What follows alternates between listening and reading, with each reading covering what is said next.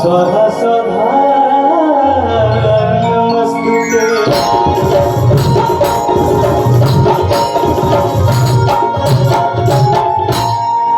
हम चाहते हैं भैया की माई के दरबार में आई बनी सभे तो सब केहू दोनों हाथ ऊपर उठा दे, माई के जयकारा बोले खातिर शर्माए के नहीं के सब केहू एक बार दोनों हाथ ऊपर उठा दे। जेके जेके भगवान दोनों हाथ देले बाड़े सब केहू भैया भक्ति में कम जोशी।